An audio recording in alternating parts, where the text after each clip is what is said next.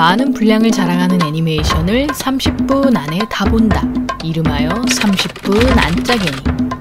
오늘 다룰 작품은 국내에서 카드캡터 체리로 유명한 클램프의 만화 도쿄 바빌론을 원작으로 애니메이션은 원작의 기본 배경만 가져온 채 오리지널 에피소드로 2편을 제작하였으며 당시 원작의 절망적인 엔딩으로 인해 많은 독자들에게 큰 충격을 안겨준 클램프의 대표 작품 도쿄 바빌론입니다.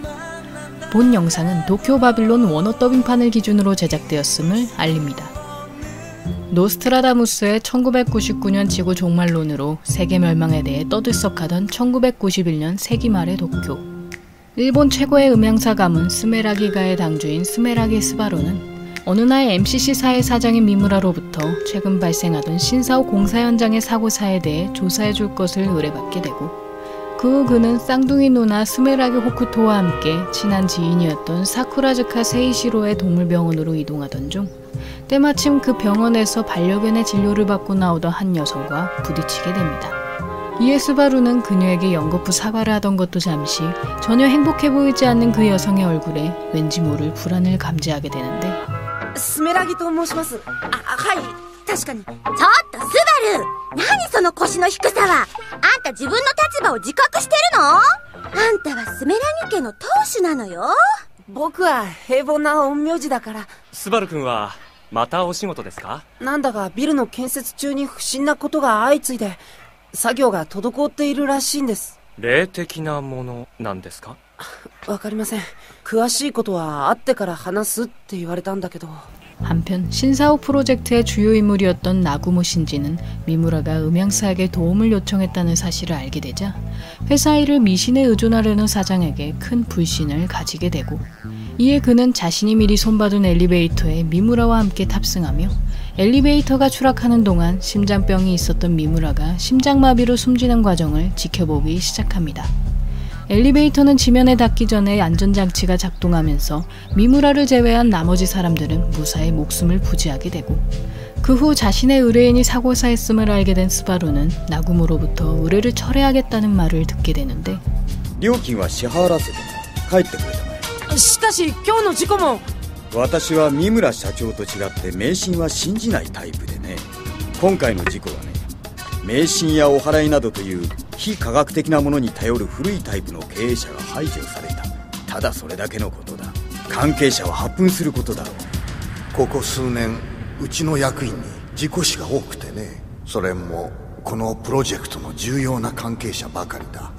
그 후 스바루는 신사옥 프로젝트의 관련자들만 희생된다던 미무라의 말을 떠올리며 건설 현장의 주변을 둘러보던 중 우연히 전에 동물병원 앞에서 부딪혔던 그 여성을 발견하게 되고 이에 그녀는 곧장 자신의 반려견인 코니와 함께 그곳을 벗어나지만 스바루가 그 여성이 지나간 길에서 부적 한 장을 발견하게 되며 그는 그녀가 주술을 통해 누군가를 저주하고 있음을 깨닫게 됩니다. 그 후 스바루는 부적의 저주를 잠재운 뒤 그곳을 벗어나려다 이번 사건을 담당한 형사 야마카와를 맞닥뜨리게 되는데 呪い？少なくともその目的で貼られたことは確かです。でも間違ってるんです。それどの本を見たのかわかりませんが多いんです、そういうのは。じゃあ何の効果もないってことだ。狙い通りの効果はなくても周りの壮霊を起こしたりすることはあるんです。大事故に何度もあって周りの人間がみんな死んでしまったのにいつもただ一人生き残った男。そんな男のことをどう思うね。もし生まれながらに霊的に守られた人がいたとすればそういう人は不運も事故も呪いからさえも守られています。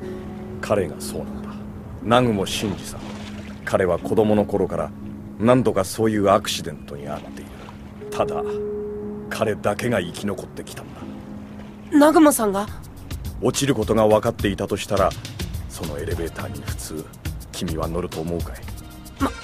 まさか 야마카와의 말을 통해 스바루는 이번 사건이 사고로 위장한 살인사건이며 나구모가 자신의 선천적인 능력으로 본인의 앞길을 막는 상사들을 모두 제거하였음을 깨닫게 되고 그 후 실제로 나구모의 상사는 MCC사의 회장만이 존재하게 되며 점점 회사 임원들 사이에선 나구모를 차기 사장으로 추대해야 한다는 목소리가 커지기 시작합니다. 그리고 다음날 스바루는 동물병원에서 맞닥뜨렸던 그 여성을 찾아가 그녀의 집에 저주의 역류를 방지하는 결계를 만들어주는데 魚木呪いっていうのは多かれ少なかれ必ずそれを仕掛けた術者に返ってきます。どうしてわかったの？この前お会いしましたよね。昼とその夜と。わけは聞かないの？私がこんなことをしたわけ。コニーは兄さんが名前をつけたの。ビルを作ってたの。あのビルの建設を計画したのよ。じゃあ MCC 社の。1年前だったわ。兄さんは建設中のあのビルの17階から落ちて死んだの。その半年くらい前、兄の直属の上司が急死した時、警察はナグモを取り調べたの。その時プロジェクトから外されそうになったナグモを救ったのは兄だった。あの日も彼に会うってそう言って出かけて。そのことを警察の方には？落ちたの。ナグモも落ちたの。兄さんと一緒に。あいつは10階部分のセーフティーネットに引っかかって奇跡的に助かって。兄は死んだわ。私はナグモを絶対に許さない。いつだって事故死、自殺。警察なんて結局何もしてくれない。警察にもナグモさんのことを一生懸命捜査している人はいらっしゃいます。術が間違ってたことを教えてくれてありがとう。今度は間違えないわ。きっとお兄さんも悲しまれます。風見さん。そんなに彼女が心配ですか？その相手のナグモさんのことなんです。あの人何か霊的な力があるんじゃないかと思うんですが。恨みの力とその人の霊力が互いに強ければ強いほどぶつかった時に起こることは予測不可能になってしまいます。스바루는 자신과 마찬가지로 음향사가 가업이었던 세이시로의 말을 통해 더더욱 아소오 카자미의 저주를 막아야 한다고 생각하는 반면, 호쿠토는 음향술에 대해 너무나 잘 아는 세이시로의 모습에 그의 가문이 스메라기가의 숙적이었던 사쿠라즈카 모리일지도 모른다고 생각하며 세이시로가 그 암살 집단의 측근일 것이란 의심을 하기 시작합니다. 한편 카자미는 코니를 죽인 뒤 그 시체를 신사옥의 주변에 묻으며 개의 혼령을 이용한 저주를 실행해버리고, 그 영향으로 인해 몸이 매우 쇠약해진 그녀는 때마침 그 건물의 주변을 둘러보던 야마카와에게 발견되어 스바루의 보호 아래 병원에 입원하게 됩니다. 그 후 카자미의 저주로 인해 깨어난 코니의 혼은 신사옥을 점검 중이던 나구모의 팔을 물어뜯어버리고, 그 순간 나구모의 잠재적인 영역이 각성하면서 코니의 혼을 흡수하고 그 힘으로 자신을 뒤따라왔던 야마카와를 공격하기 시작합니다.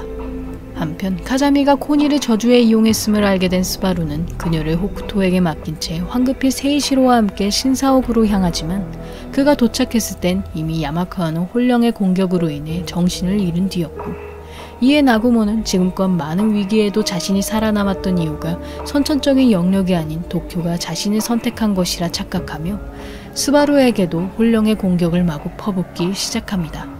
스바루는 나구모를 공격할 마음이 없었기에 적당히 개의 혼령만을 잠재우려 하지만, 아직 나구모의 체내에 남아있던 혼령이 기습적으로 스바루의 몸을 휘감으면서 결국 그는 목숨을 잃을 위기에 처하게 되고, 그 순간 스바루를 뒤따라왔던 세이시로가 자신의 식신을 이용하여 나구모의 공격을 저지하기 시작합니다. この町であなたが何をやろうが誰を殺めよう僕には全く関係ありません。スバル君を傷つけたのは許せませんね。僕はスバル君ほど優しくありませんから。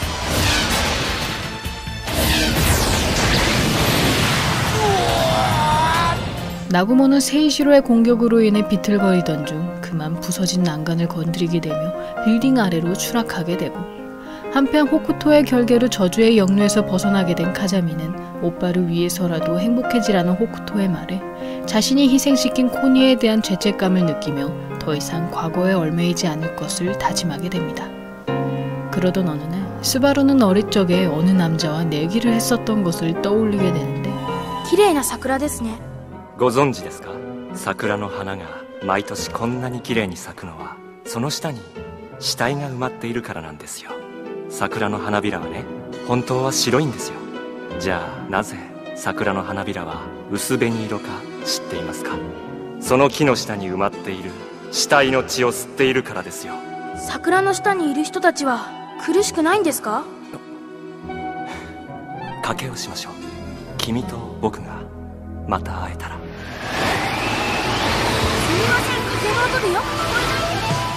전철에 오른 스바루는 그 과거의 기억 속에서 자신과 내기한 사람이 누구였는지, 그 내기는 무엇이었는지를 떠올리던 중 우연히 역한에서 어느 남성이 한 여성을 살해하는 모습을 목격하게 되고, 이에 그는 곧장 그 여성을 구하려 했으나 옆칸으로 이어지는 문이 잠겨있는 바람에 결국 스바루가 도착했을 땐 이미 그 여성은 숨지고 범인은 도주하게 됩니다. 그 후 스바루는 유일한 목격자로서 경찰 조사에 참여하게 되며 그곳에서 손끝으로 과거를 읽어내는 능력을 가진 히다카 미레이라는 인물을 만나게 되고, 이에 그녀는 끔찍한 광경을 목격하였던 스바루를 위로하며 지금껏 많은 사람들의 죽음을 봐야만 했던 자신의 처지를 이야기하기 시작합니다. 普通の人なら絶対見ないようなそんな光景をいっぱい見てきたんです。知ってますか？人が人を殺す瞬間の顔がどういうものか。私は知っているのよ。その時人の顔がどんな風に見えるのか。あなたほどじゃないかもしれないけど、僕も見たことがあるんです。ポストコグニションですか。話には聞いたことがありますが。何の話？予知能力ってわかりますよね。これから起こることがわかる予知能力のことをプレコグニションって言うんですよ。ポストコグニションっていうのはこの逆です。 그날 밤 스바루는 여러 사람의 죽음을 봐온 미레이에게 안타까움을 느끼며 호쿠토 세이시로와 함께 밤길을 거니던 중 우연히 빌딩 철거 현장에서 건물 파편을 모으고 있던 미야타케 료라는 남자를 만나게 되고, 그는 파편에도 나름대로의 추억이 깃들어 있음을 이야기하며 세 사람에게 자신이 수집한 파편들을 구경해보지 않겠냐는 제안을 하게 됩니다. 그 후 미야타케의 작업실을 찾아오게 된 세 사람은 돌을 만져보는 것만으로도 어느 건물의 파편인지 알아내는 그의 모습에 미야타케가 미레이와 같은 포스트 코그니션이라는 것을 깨닫게 되고, 이에 스바루는 포스트 코그니션인 두 사람이 서로의 손을 맞잡게 되면 무엇이 보일까라는 궁금증을 부풀리며 미레이와 미야타케를 만나게 해줘야겠다는 생각을 하게 됩니다.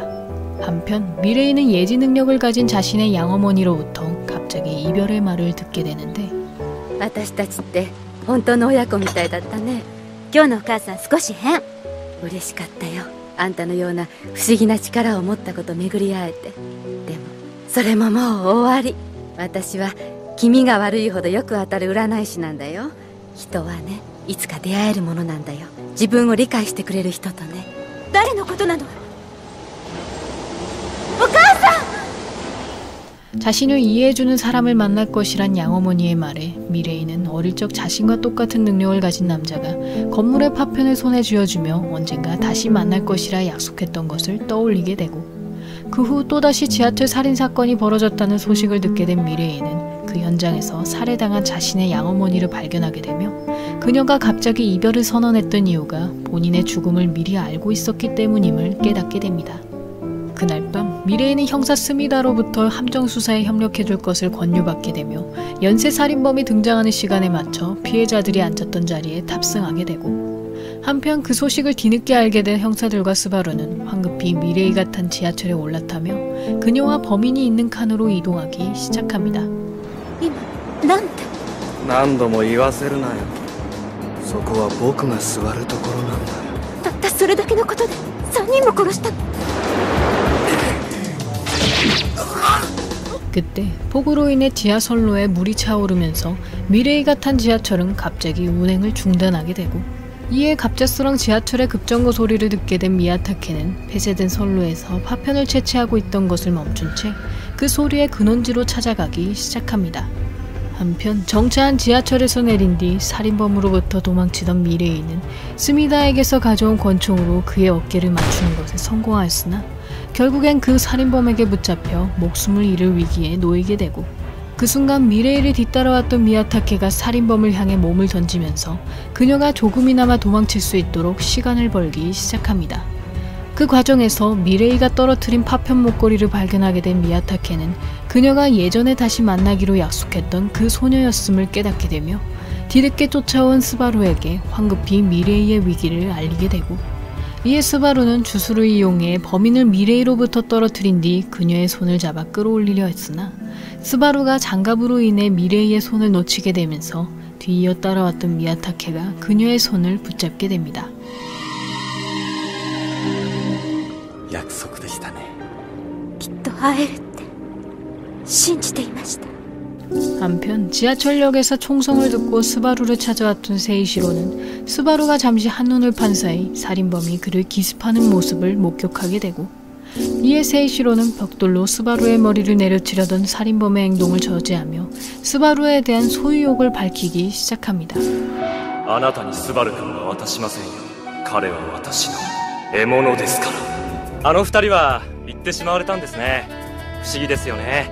まるで出会うことが必然だったような出会いって。せいちゃんとスバルだって出会うべくして出会ってるのよ。さあ帰りましょう。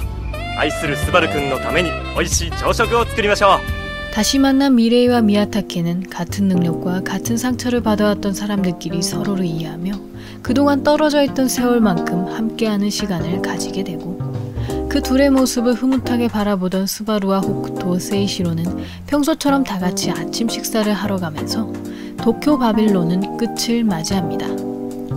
도쿄 바빌론은 원작 만화책 7권의 외전격인 오리지널 에피소드로 사회적 소수들의 의뢰를 주로 다루었던 원작과 달리 애니의 특성상 주술의 모습을 표현하기 위해 다소 현실적이지 않고 사건 당사자들의 동기가 부족한 에피소드를 만들어냈으며 개인적으로 원작의 사회적 비판 요소가 매우 뛰어났다고 생각했기에 오히려 애니의 스토리가 원작의 내용에 충실했다면 더욱 좋은 평가를 받지 않았을까 생각해봅니다. 본 작품은 후속작인 X에서야 비로소 완전한 결말을 볼 수 있기 때문에 오늘은 특별히 도쿄 바빌론의 원작 보충뿐만 아니라 X에서의 일부분까지 다뤄보도록 하겠습니다. 지금까지 다른 사람의 아픔을 자신의 일처럼 느껴왔던 스바루는 그 성격 탓에 음향사의 업무 과정에서 괴로움과 절망에 시달리는 일이 잦았으나 그럴 때마다 세이시로가 그의 정신적인 지주 역할을 해주면서 스바루는 무사히 고통에서 벗어날 수 있게 되었고 이에 스바루는 점점 세이시로가 곁에 있는 것을 당연시하게 되며 지금껏 다른 사람들에게 호감을 얻는 것에 관심이 없던 그가 처음으로 세이시로의 반응을 중요시하게 됩니다. 한편 호쿠토는 사실 세이시로가 선한 인물이 아니라는 것을 짐작하고 있었지만 언제나 자신에 대한 집착이 없던 스바루가 조금이나마 삶에 애착을 가졌으면 하는 바람에 세이시로가 스바루의 소중한 사람이 되어주기를 응원하게 되고 그러나 스바루는 평소 자신의 일과 감정에 깊이 생각해 본 적이 없었으므로 세이시로에 대한 감정이 무엇인지를 깨닫지 못합니다. 그러던 어느 날 세이시로가 스바루 대신 어느 여성의 칼 공격을 받게 되며 그만 오른쪽 눈을 실명해버리게 되고 이에 스바루는 세이시로에게 엄청난 죄책감을 느끼게 되면서 자신에게 세이시로란 존재가 얼마나 특별했었는지를 깨닫게 됩니다. 그 후 스바루는 그런 자신의 마음을 솔직히 세이시로에게 표현하려 했으나 세이시로는 오늘이 제외한 지 딱 1년이 되는 날이라며 전에 스바루가 떠올렸던 벚나무의 기억을 되살려주기 시작하고 이에 스바루는 벚나무에서 만났던 남자가 세이시로였으며 그 나무 밑에서 자신이 사쿠라즈카 모리인 세이시로가 사람을 죽이는 모습을 목격했던 것을 떠올리게 됩니다. 사실 사쿠라즈카 모리의 당주는 선대인 자신의 부모를 죽이고 계승하는 1인 암살 집단이었으며 그들은 다른 사람의 눈에 띌 경우 즉시 그 상대를 죽여야만 했으나 세이시로는 감정을 느끼지 못하는 자신과 달리 다른 사람의 고통에 눈물까지 흘리는 스바루에게 흥미를 가지게 되고 이에 그는 스바루에게 다음에 다시 만나게 되면 1년 동안 그를 좋아해보도록 노력할 것이라며 그럼에도 자신이 스바루를 특별한 존재로 인식하지 못한다면 그땐 그를 죽이겠다고 내기를 하게 됩니다. 그 후 세이시로는 스바루의 손등에 사쿠라즈카 모리의 인을 새기며 그의 기억을 봉인해버리고 이에 스바루는 그 봉인으로 인해 일부의 기억만을 지니게 되지만 사실 그는 어렴풋이 세이시로가 그 벚나무에서 만난 남자와 비슷하다는 것을 알고 있었기에 봉인을 풀 수 있었음에도 애써 현실 부정을 하게 됩니다. 그렇게 1년이 흘러 세이시로는 스바루에게 어떠한 감정도 가지지 못하여 결국 7년 전의 약속처럼 그의 목숨을 거두어 갈 것을 결심하게 되고 그 순간 스바루의 위기를 알아챈 선대당주가 세이시로의 결계를 깨버리면서 그는 스바루를 그대로 내버려 둔 채 모습을 감춰버리게 됩니다. 그날 이후 스바루는 특별한 존재로부터 느낀 배신감으로 인해 거의 반사 상태에 다다르게 되고 이에 호쿠토는 스바루를 세이시로와 가깝게 했던 것에 많은 죄책감을 느끼며 동생을 사쿠라즈카 모리로부터 구하기 위해 자신이 스바루의 의식복을 입고 세이시로를 찾아가게 됩니다. あなたの力では僕を殺せませんよ。分かってるわ。でも私にしか使えない術があるのよ。だから私を殺しなさい。そうします。スバル。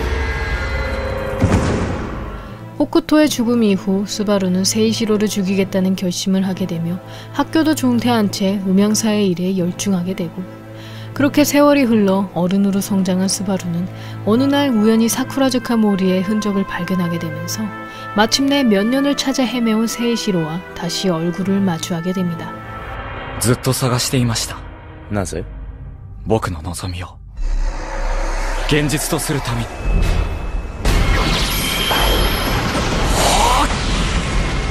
あなたの望みは僕を殺すことですか？本当に可愛いですね、スバル。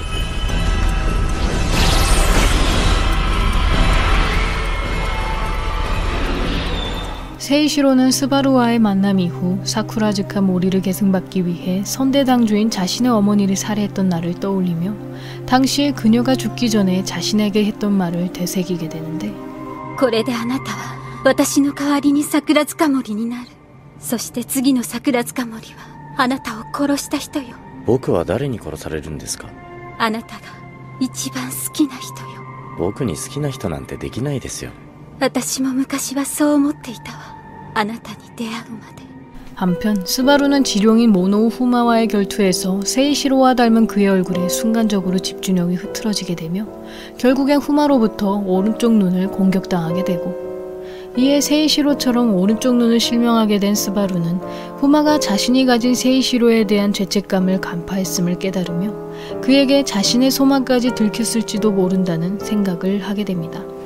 彼は右目を失うことを望んでいた。だけど本当の願いはあなたにしか叶えられない。彼の本当の望みはあなたの考えているものとは違いますよ。 그리고 얼마 뒤 스바루와 세이시로는 레인보우 브릿지에서 다시 재회하게 되며 서로의 공격을 주고받게 되는데 こんな術を使わなくたって僕は桜に捕らえられたままです。あの日から。あなたの望みは僕を殺すことではないのですか？違います。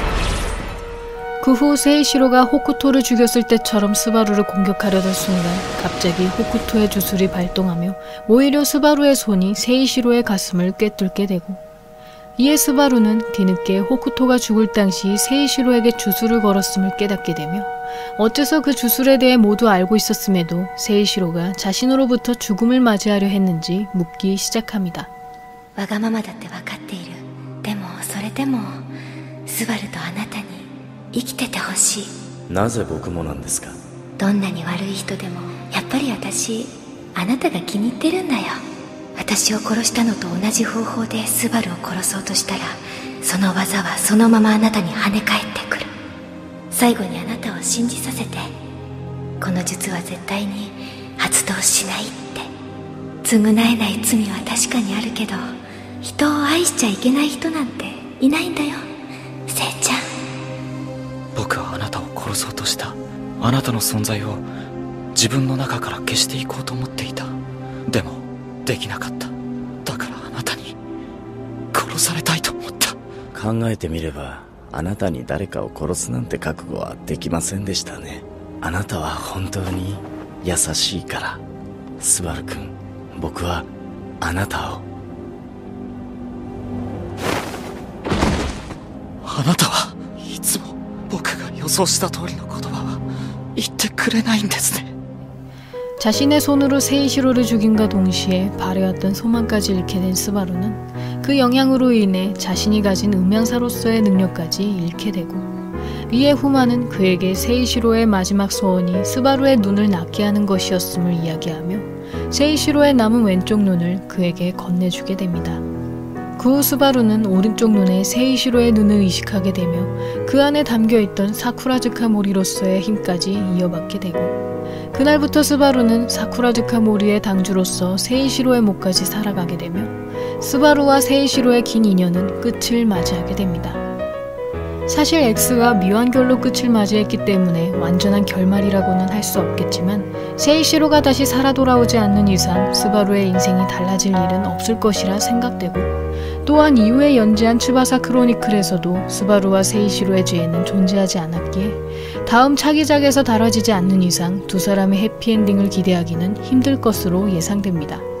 우선 단도직입적으로 이야기하자면 세이시로는 스바루를 특별한 존재로 인식하였으나 지금껏 감정이란 것을 알지 못했던 그는 자신이 스바루에게 그런 감정을 가졌다는 사실조차 깨닫지 못하였고 그러다 사랑하는 사람에게 죽임을 당할 것이란 어머니의 말을 떠올리며 자신이 생각한 스바루의 소망대로 그의 손에 죽음을 맞이하는 세이시로를 통해 그가 진심으로 스바루를 소중하게 생각했음을 알 수 있습니다.